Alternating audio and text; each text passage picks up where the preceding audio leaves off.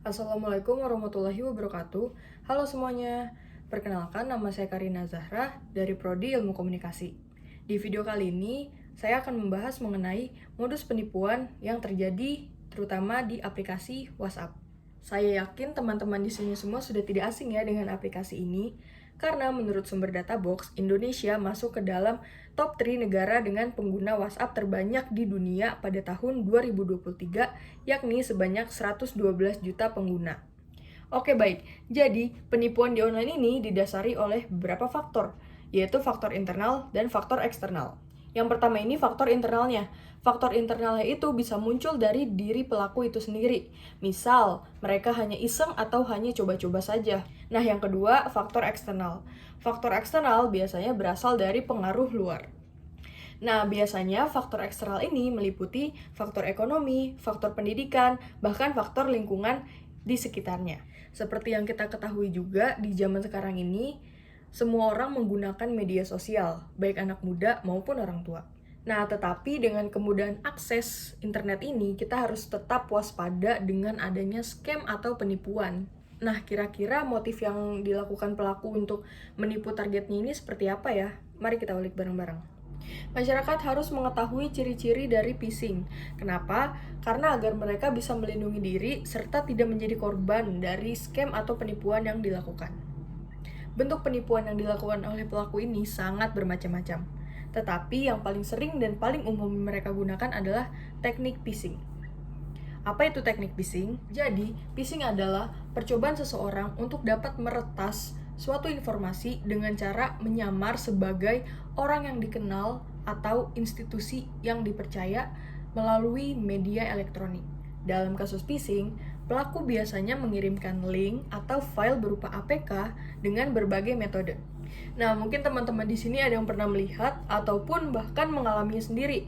Kasus seperti dikirimi parcel atau paket dari orang tidak dikenal, dikirimi tagihan token listrik, dikirimi undangan pernikahan dari orang yang kamu nggak kenal, dan lain semacamnya. Itu semua termasuk dari phishing. Nah, tentunya phishing ini tuh sangat amat berbahaya ya teman-teman.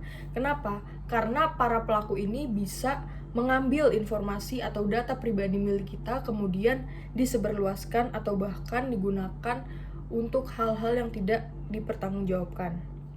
Nah, setelah mengetahui ciri-cirinya tadi, apabila kamu menerima suatu pesan phishing, ini hal yang harus dilakukan. Yang pertama, apabila kamu dikirimi pesan oleh orang yang tidak kamu kenal, coba cek nomor mereka melalui aplikasi Get Contact. Karena di aplikasi ini, kamu bisa mengetahui siapa pemilik dari nomor tersebut. Yang kedua, apabila kamu dikirimi pesan WhatsApp oleh pihak yang mengaku sebagai instansi tanpa adanya kesepakatan dari kamu terlebih dahulu, maka bisa dipastikan nomor tersebut adalah penipuan. Yang ketiga, jangan sembarangan kasih data pribadi kamu ke orang lain, seperti NIK, alamat, PIN, maupun password yang harus dijaga kerahasiaannya. Yang keempat, apabila kamu mau memastikan bahwa nomor yang menghubungi kamu itu berasal dari instansi yang asli, maka kamu bisa bertanya kepada call center yang bisa kamu temukan di website instansi terkait. Dan yang kelima, apabila orang ini terus-terusan menghubungi kamu sehingga kamu merasa risih, maka kamu bisa memblokir nomor tersebut dan menyebarluaskan nomor tersebut agar orang-orang di sekitar kamu tidak terkena dampak dari penipuannya. Nah, seperti yang sudah saya singgung di awal, phishing ini merupakan titik awal dari para penipu untuk meretas data rahasia yang kamu miliki. Di era digital sekarang ini, penggunaan media sosial termasuk WhatsApp menjadi populer di semua kalangan masyarakat, mulai dari anak muda hingga orang tua. Namun perlu diingat, kemudahan akses menuju ke internet justru malah meningkatkan risiko penipuan. Para penipu ini sudah tidak peduli lagi dengan usia, dan mereka juga sering menggunakan berbagai metode untuk menipu targetnya. Seperti yang sudah saya jelaskan tadi, para penipu ini seringkali mengirimkan APK berbahaya, bahkan sampai meniru lembaga resmi. Nah, maka dari itu, untuk menghindari jebakan dari mereka, penting untuk kita tidak mengirimkan data pribadi kita secara sembarangan ke orang yang kita tidak kenal. Dan yang gak kalah penting, kita juga harus memeriksa informasi kontak yang sekiranya mencurigakan.